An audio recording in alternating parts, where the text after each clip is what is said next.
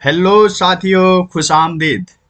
स्वागत है आपका ISA स्टडी पॉइंट में मेरे यानी अजहर नज़ामी के साथ। जैसा कि आप लोग जानते हैं कि पहले हम लोग कई लेक्चर में देख रहे थे ह्यूमन रिप्रोडक्टिव सिस्टम को, जिसमें से मेल रिप्रोडक्टिव सिस्टम हमने कवर कर लिया था और फिर फीमेल रिप्रोडक्टिव सिस्टम को भी हमने कवर कर लिया था लगभग।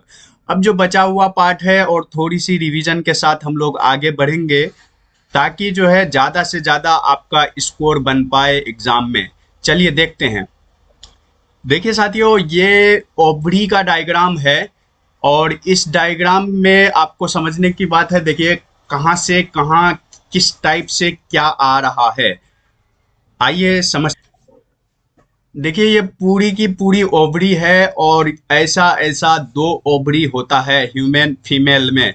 यानी फीमेल बॉडी के अंदर दो ओवरी होता है, दोनों यूटेरस के दोनों साइड में स्थित होता है और दोनों ओवरी के अंदर बहुत सारे जो है ओवम रहते हैं और ये ओवम पैदा होते ही बच्चे के साथ आ जाता है फीमेल चाइल्ड के साथ। देखिए ये वाली जो लाइन दिख रही है आपको, ये वाली जो दिख रही है, ये ब्लड की सप्लाई है। ये ब्लड वेसल्स है, ये ब्लड वेसल्स है, ये ब्लड की सप्लाई देता है। किसको? ओवरी को। ये ब्लड की सप्लाई देता है। इधर से ये दोनों ब्लड वेसल्स दिख रहा है आपको। बाकी जो है इधर से जो है तो और भी नर्व लिम्फ की सप्लाई इधर से दी जाती है ओवरी को। इधर से नर्व लिम्फ और ब्लड वेसल्स की सप्लाई ओवरी को दी जाती है। देखिए समझने की कोशिश कीजिएगा। ये जो है छोटी छोटी छोटी छोटी ये जो दिख रही है, ये प्राइमरी प्राइमरी ये छोटी छोटी प्राइमरी ओवम है। प्राइमरी ओवम है। इसके ऊपर थोड़ा थोड़ा थोड़ा थोड़ा इसके ऊपर देखिए, इसके ऊपर देखिए, ये जो है डेंस होता जा रहा है। इसके ऊपर का लेयर देखिए घना होता जा रहा है। इधर से देखिए बढ़ता जा रहा है। ये फोलिकल आता जा रहा है। इसके ऊपर फोलिकल आता जा रहा है। ये फोलिकल जो है तो लगातार बढ़ता जा रहा है। फोलिकल पहली बार जब फोलिकल इतना घना हुआ, इस तरह का हुआ, तो इसको क्या बोले हम लोग? प्राइमरी फोलिकल बोले। इसका नाम है प्राइमरी फोलिकल। प्राइमरी फोलिकल, ये प्राइमरी फोलिकल और थोड़े टाइम बाद ग्रोथ करके सेकेंडरी फोलिकल बनाता है। इसको क्या कहेंगे? Secondary follicle. Secondary 2 degree secondary follicle, secondary follicle, secondary follicle, secondary follicle कहते हैं। ठीक है, इसको सेकेंडरी फोलिकल कहते हैं। इसी तरह से डेवलप होता होता हुआ टर्सरी फोलिकल की तरफ जाता है। टर्सरी फोलिकल में देखिए अंदर की तरफ एक खाली लिक्विड भरी स्पेस बनती है, जिस स्पेस का नाम, इस स्पेस का नाम, ये जो खाली जगह बन रही है, इस स्पेस का नाम एंट्रम कहलाता है।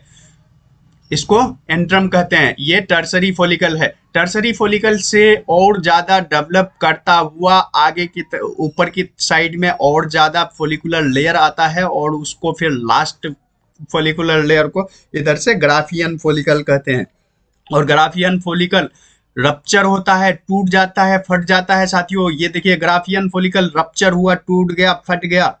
ये देखिए ग्राफियन फोलिकल रप्चर हो करके ओवम रिलीज करता है। ये ओवम रिलीज करने का प्रोसेस ओव्यूलेशन कहलाता है। क्या कहलाता है? ओव्यूलेशन। ओव्यूलेशन कहलाता है ये ओवम रिलीज होने का प्रोसेस। और जैसे ही साथियों ओवम रिलीज हो जाता है, ओवम रिलीज होने के बाद ये जो ग्राफियन फोलिकल का पोर्शन था, ये ग्राफियन फोलिकल का पोर्शन, ये पोर्शन येलो बॉडी में तब्दील हो जाता है। ये पोर्शन येलो बॉडी में, पीली बॉडी में तब्दील हो जाता है। येलो बॉडी में तब्दील हो जाता है। नाम, इसका नाम कॉर्पस ल्यूटियम कहलाता है साथियों। इसको कॉर्पस ल्यूटियम कहते हैं। और ये कॉर्पस ल्यूटियम आगे आगे डेवलप होता है और साइज में बड़ा होता है। कुछ हार्मोन रिलीज करता है। हम लोग आगे देखेंगे कौन कौन सा हार्मोन कॉर्पस ल्यूटियम रिलीज करता है।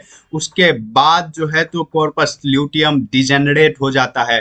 तो ये था हमारा ओवरी का सेक्शनल व्यू। हम लोग देख रहे थे कि ओवरी किस प्रकार से रखा होता है और किस प्रकार से ओवरी के अंदर ओवम डेवलप होता है। चलिए देखते हैं आगे। देखिए साथियों, ये जो है oogenesis यानी process of formation of ovum. oogenesis किसको कहते हैं? Process of formation of ovum, यानी ओवम बनने के प्रोसेस को क्या कहते हैं? oogenesis। oogenesis मतलब प्रोसेस ऑफ, ये देखिए यहाँ पे लिख देता हूँ, process of formation of ovum, ovum के बनने की जो प्रोसेस होती है उसको क्या कहते हैं, oogenesis कहते हैं। तो देखते हैं oogenesis किस प्रकार से बनता है, oogenesis कैसे बनता है। देखिए oogenesis यानी ओवम के बनने की प्रक्रिया जो होती है तो स्टार्ट होती है ऊगोनिया सेल से। ये कहाँ से होती है, ऊगोनिया। स्पर्म बनने की प्रक्रिया कहाँ से स्टार्ट होती थी साथियों, स्पर्मेटोगोनिया से। ओवम बनने की प्रक्रिया याद रखिएगा ऊगोनिया, ऊगोनिया सेल से स्टार्ट होती है। ऊगोनिया कैसा होता है, डिप्लॉइड होता है, माँ की बॉडी का सेल होता है, ये डिप्लॉइड होता है यानी 2n का होता है, यानी 46 क्रोमोजोम होंगे। ये कैसा होगा, 46 क्रोमोजोम का। इस ऊगोनिया के अंदर माइटोसिस होता है साथियों, माइटोसिस होता है ऊगोनिया के अंदर। और जब माइटोसिस होता है, जब भी कभी माइटोसिस होता है तो क्या होता है, नंबर बढ़ता है। माइटोसिस से क्या करते हैं, नंबर नंबर बढ़ाते हैं, नंबर बढ़ता है, ये नंबर बढ़ता है, ठीक है। नंबर बढ़ाते हैं माइटोसिस करके कई सारे। देखिए यहाँ यहाँ समझिएगा, ये क्या है, ये क्या है, ऊगोनिया सेल्स है, ये क्या है, ऊगोनिया सेल है। माइटोसिस किया, इधर देखिए माइटोसिस किया और दो ऊगोनिया बनाया, दो दो ऊगोनिया बनाया, और फिर माइटोसिस करके चार बनाया, यानी फिर दोबारा जब माइटोसिस किया तो क्या बना, चार बना, चार बना। ये चारों के चारों, ये चारों के चारों, ये चारों के चारों प्राइमरी oocyte कहलाता है। ये भी कैसा होगा, 2n का होगा, यानी 46 क्रोमोजोम होंगे इसके अंदर। कितने, 46 क्रोमोजोम होंगे। उसके बाद देखिएगा साथियों, ये फर्स्ट मियोटिक डिवीजन स्टार्ट होता है यहाँ से जब फर्स्ट मियोटिक, देखिए मियोटिक डिवीजन, मियोटिक का मीनिंग रिडक्शन डिवीजन, रिडक्शन मतलब रिडक्शन, रिडक्शन डिवीजन, रिडक्शन का मतलब क्रोमोजोम नंबर घट जाएगा, रिडक्शन डिवीजन। यानी अब यहाँ से n की बारी आएगी, यानी 23 क्रोमोजोम की बारी आएगी। फर्स्ट मियोटिक डिवीजन यहाँ स्टार्ट होता है, मगर ये कंप्लीट नहीं हो पाता है साथियों, ये अरेस्ट हो जाता है। फर्स्ट मियोटिक डिवीजन जो है स्टार्ट होके अरेस्ट हो जाता है, ये कंप्लीट नहीं हो पाता है। चाइल्ड बर्थ से प्यूबर्टी एज तक ये रुका रहता है। चाइल्ड के, बच्चे के पैदा होने के बाद से जो प्यूबर्टी एज आती है तब तक फर्स्ट मियोटिक डिवीजन कंप्लीट नहीं होता है, और जैसे ही प्यूबर्टी एज कंप्लीट हो जाता है फर्स्ट मियोटिक डिवीजन कंप्लीट होता है, और देखिए सेकेंडरी oocyte बनता है। साथ ही साथ एक छोटी सी पोलर बॉडी बनती है, छोटी सी एक पोलर बॉडी बनती है, नाम दिए हम लोगों ने first polar body. First polar body बनता है और ये एक सेकेंडरी oocyte बनता है। सेकेंडरी oocyte कितना, 23 क्रोमोजोम का, यानी n नंबर का होगा, n का होगा, यानी हैप्लॉइड हो गया। इस हैप्लॉइड सेकेंडरी oocyte से फिर डेवलप करके ओवम बनता है, और ओवम का क्रोमोजोम कितना, n, यानी 23 क्रोमोजोम होगा ओवम का। और यहाँ पे एक सेकेंड पोलर बॉडी बनता है, और ये दोनों पोलर बॉडी साथियों डिजेनरेट हो जाता है। क्या हो जाता है, डिजेनरेट हो जाता है, यानी खत्म हो जाता है। ये दोनों पोलर बॉडी डिजेनरेट होता है। तो एक बार फिर से रिवीजन कर लेते हैं। सबसे पहले क्या बनता है, ऊगोनिया, ऊगोनिया में माइटोसिस करता है, माइटोसिस करने के बाद क्या बनता है, प्राइमरी oocyte, प्राइमरी oocyte बनने के बाद जो है प्राइमरी oocyte में मियोटिक डिवीजन होता है, मगर मियोटिक डिवीजन जो है स्टार्ट होके अरेस्ट हो जाता है, रुक जाता है। कब तक, प्यूबर्टी एज तक। प्यूबर्टी एज आने के बाद जो है तो मियोटिक डिवीजन कंप्लीट होता है और एक पोलर बॉडी बनता है और सेकेंडरी oocyte बनता है, और सेकेंडरी oocyte से फिर दोबारा से जो है तो ग्रोथ करके ओवम बनता है। तो ये था हमारा oogenesis का प्रोसेस। चलिए देखते हैं आगे। देखिए साथियों, ये लिया गया है ओवम किस प्रकार से स्पर्म और ओवम की मैटिंग होती है और किस प्रकार से फर्टिलाइजेशन का काम चलता है। स्पर्म और ओवम की किस प्रकार से मैटिंग होती है और किस प्रकार से फर्टिलाइजेशन होता है। देखिए ये कुछ छोटे छोटे स्पर्म को दिखाया गया है, ये छोटा छोटा कुछ स्पर्म को दिखाया गया है, और ये क्या है, ओवम है। ये पूरा का पूरा क्या है, ओवम है। और ओवम के चारों तरफ जो है कोरोना रेडिएटा का सेल्स जो है, कोरोना रेडिएटा का सेल्स घेरा हुआ है ओवम को। ये सारा जो आप लोगों को दिख रहा होगा ये सब कोरोना रेडिएटा है। ये सब क्या है, कोरोना रेडिएटा है। और कोरोना रेडिएटा के अंदर इस तरह से ओवम को इस तरह से रैप कर रहा है कौन, जोना पेलासुडा। जोना पेलुसिडा जो है इस तरह से ओवम को रैप कर रहा है कोरोना रेडिएटा के अंदर। जोना पेलुसिडा जो है ओवम को रैप कर रहा है। उसके बाद उसके बाद जो देखते हैं एक छोटी सी स्पेस दिख रही है, ये वाली स्पेस जो दिख रही है प्राइविटिलाइन स्पेस कहते हैं इसको। इसको प्राइविटिलाइन स्पेस कहते हैं और अंदर ओवम बसा होता है। देखिए स्पर्म जब आता है, स्पर्म कोरोना रेडिएटा के लेयर को पार करता हुआ जोना पेलुसिडा के पास, ये देखिए यहाँ पे जोना पेलुसिडा के पास आता है और यहाँ पे आने के बाद स्पर्म का जो टॉप लेयर था एक्रोजोमल, टॉप जो लेयर था स्पर्म का एक्रोजोम फट जाता है साथियों। ये देखिए हमने जब स्पर्म का डायग्राम समझाया था तो बताया था कि ऊपर में कैप लाइक स्ट्रक्चर होता है जिसके ऊपर जो है कुछ हाइड्रोलाइटिक एंजाइम भरा रहता है, कुछ एंजाइम भरा रहता है, ये ब्रस्ट कर जाता है साथियों, ये कैप लाइक स्ट्रक्चर ब्रस्ट कर जाता है और कुछ एंजाइम जो रहती है वो एंजाइम आ जाती है जिससे कि इसको जोना पेलुसिडा को पार करने में मदद मिलता है। और स्पर्म का ये हेड पोर्शन अंदर की तरफ एंट्री कर जाता है। कहाँ पे? ओवम पे। ओवम कैसा था? एन का। स्पर्म कैसा आया? एन का। दोनों मिल करके एन मिल करके क्या बना देता है साथियों? 2n बना देता है और 2n फिर डिप्लॉइड जाइगोट हो जाता है और यहाँ से डेवलप करना शुरू कर जाता है।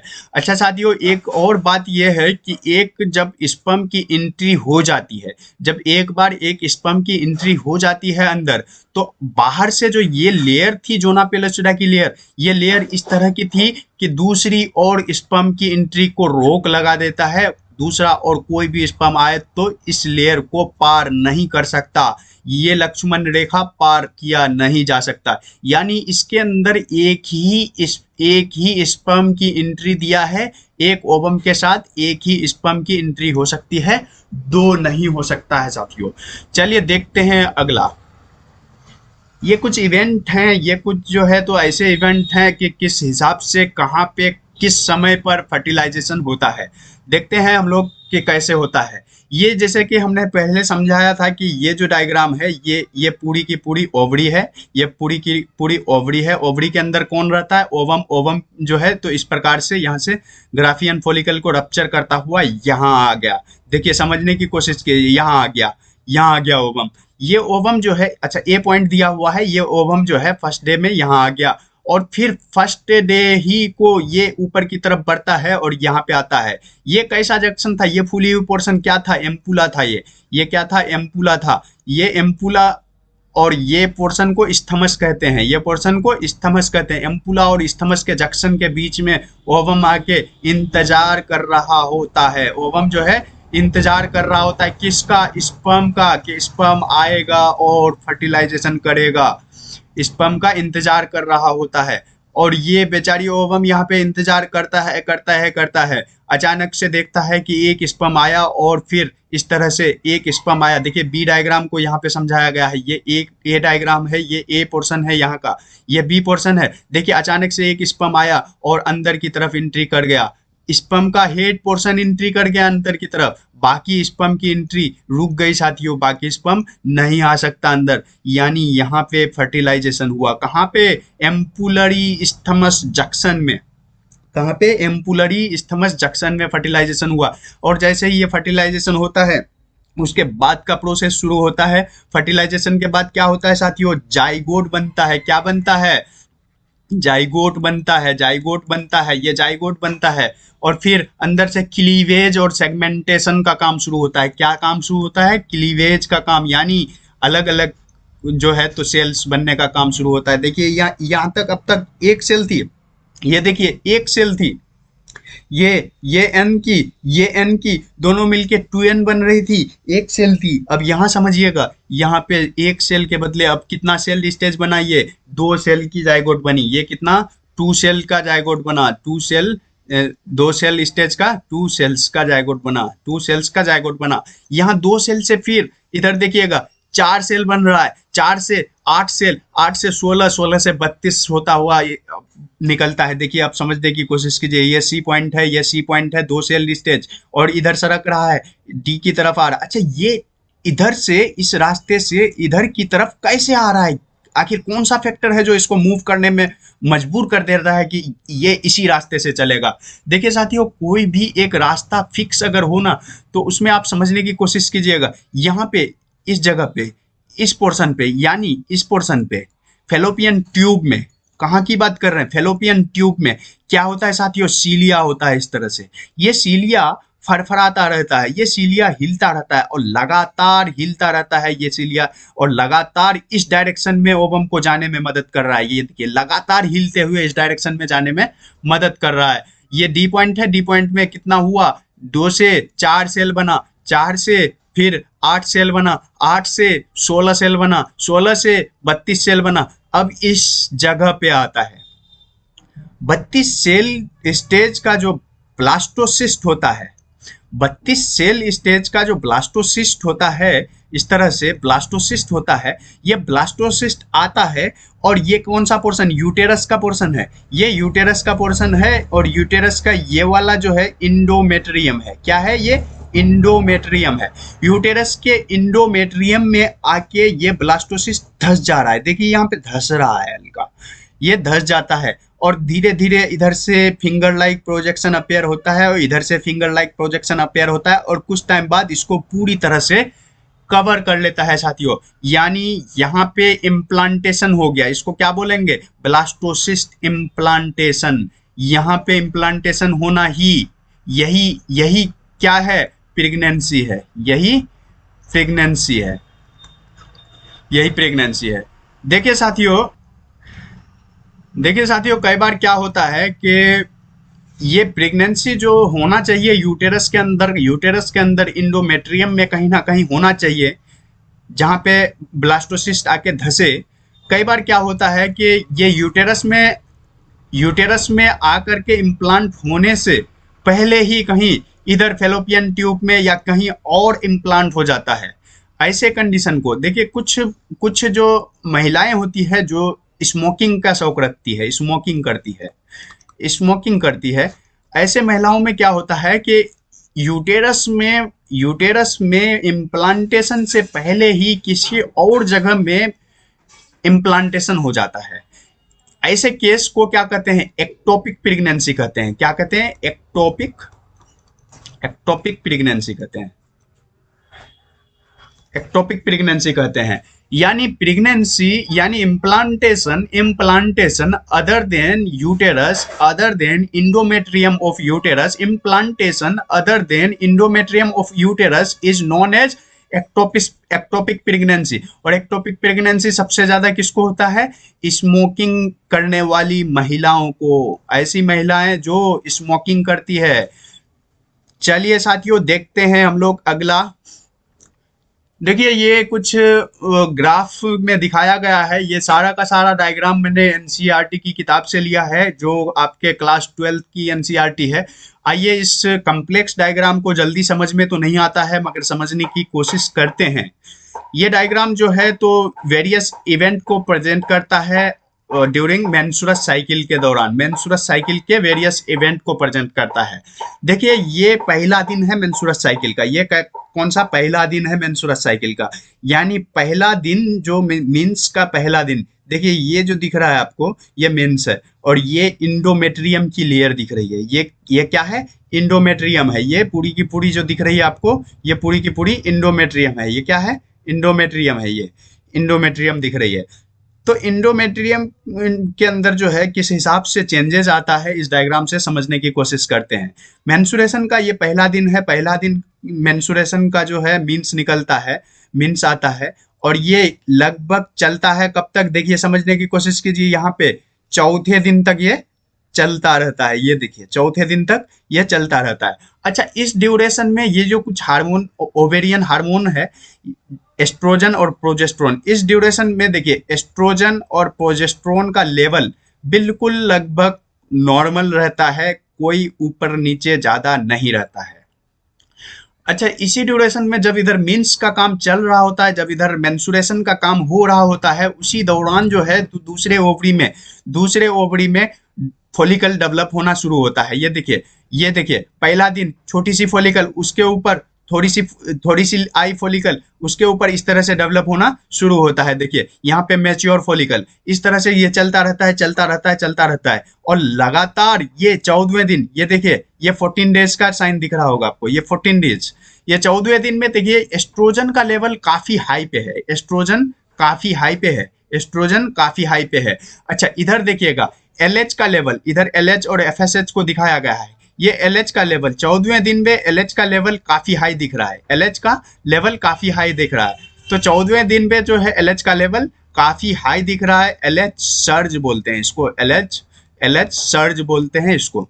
तो LH सर्ज होता है कब? 14 डेज में, 14 डेज ऑफ मेंस्ट्रुअस साइकिल। तो 14वें दिन में जो है LH सर्ज होता है। जैसे LH सर्ज होता है, LH का लेवल हाई होता है, इधर ओव्यूलेशन हो जाता है, इधर ओव्यूलेशन हो जाता है, और उसी दिन एस्ट्रोजन का ग्राफ काफी हाई रहता है। और फिर इस तरह से, अच्छा यहाँ पे देखिएगा मेंस्ट्रुएशन के बाद थोड़ी सी इंडोमेट्रियम की लेयर डाउन होती है, और फिर ये लगातार इंडोमेट्रियम की लेयर ग्रोथ करती जाती है, और इस जगह पे जाके काफ़ी हाई रहता है। यहाँ पे काफ़ी हाई होने का कारण, इतनी ग्रोथ होने का कारण, क्योंकि इम्प्लांट होना है, अब यहाँ पे प्रेगनेंसी होना है, तो उसके लिए यहाँ पे काफ़ी हाई ग्रोथ करती है। अच्छा ये मैच्योर जो फॉलिकल थी, ये मैच्योर फॉलिकल रप्चर होने लगता है साथियों। ये रप्चर होने के बाद, ओव्यूलेशन होने के बाद, ये मैच्योर फॉलिकल डेवलप करता है किसमें?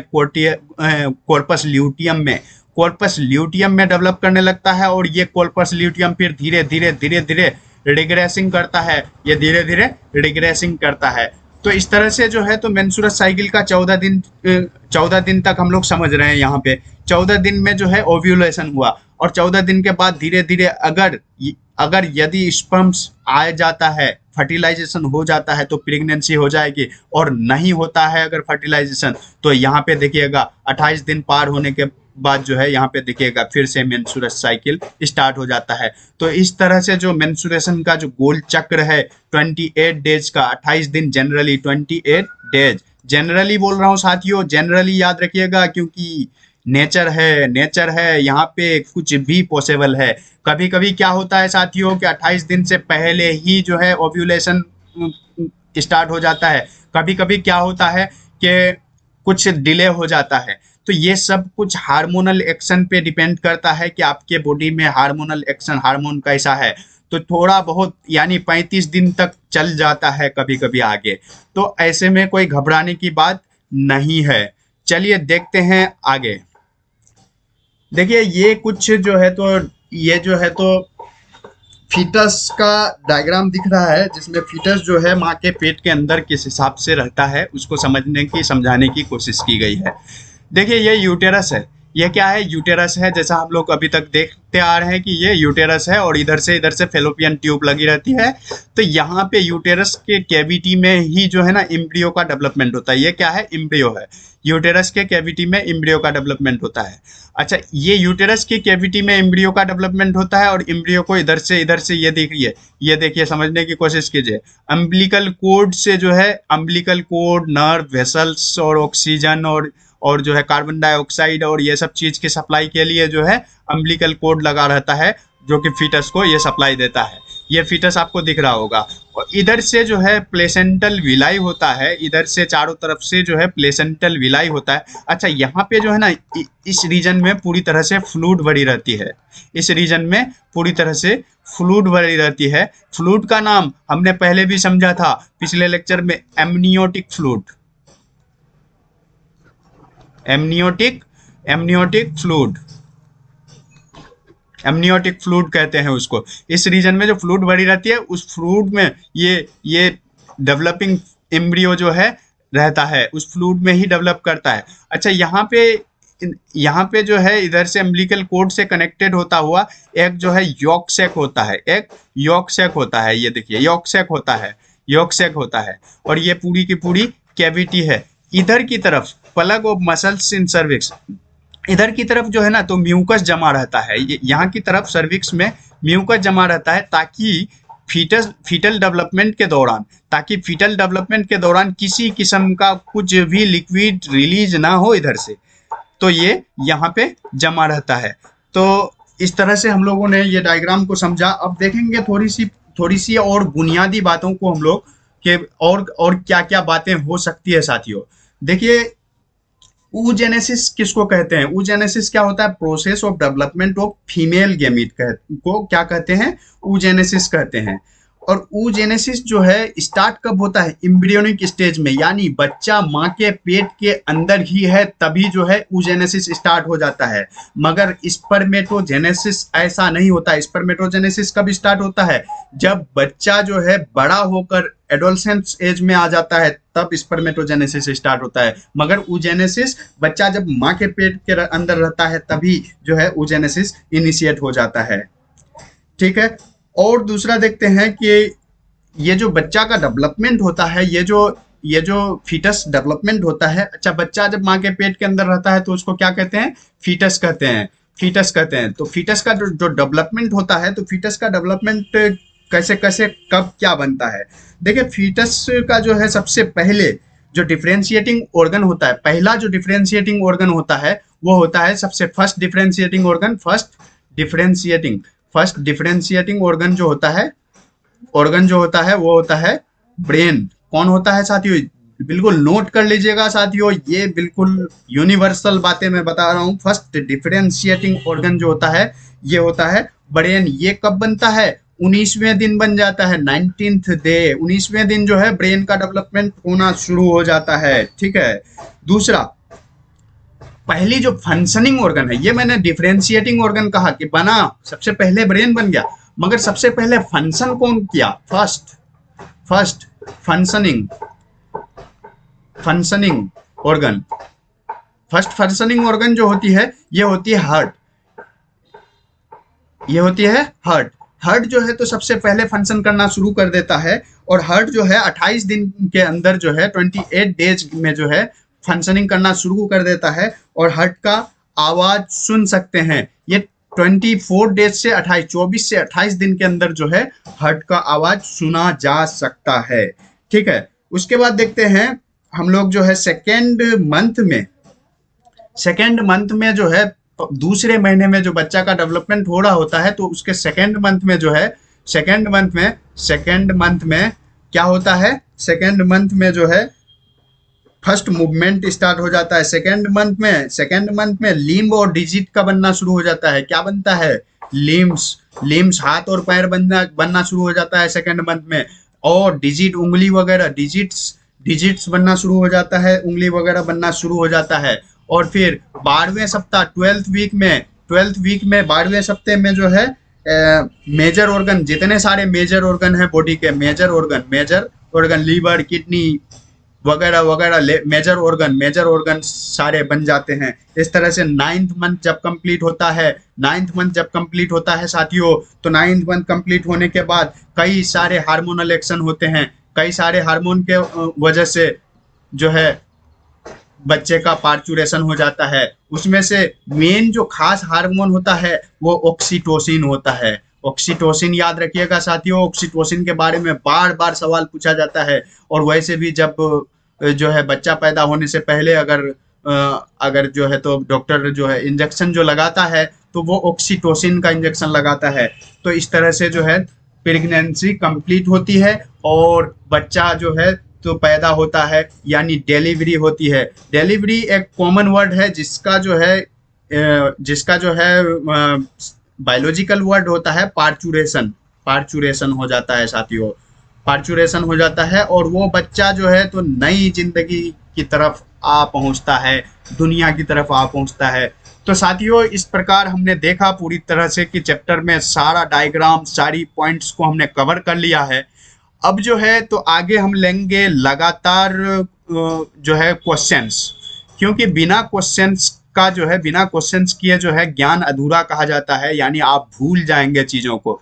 आपको अगर ज्ञान पक्की करनी है तो आपको लेक्चर देखने के बाद क्वेश्चन बनाना बहुत ज़रूरी हो जाता है। इसलिए आगे के लेक्चर में कनेक्टेड रहिए। अगर वीडियो अच्छा लगा है आपको तो लाइक ज़रूर कीजिएगा, और किसी किस्म का सुझाव अगर है आपके पास तो कमेंट करके ज़रूर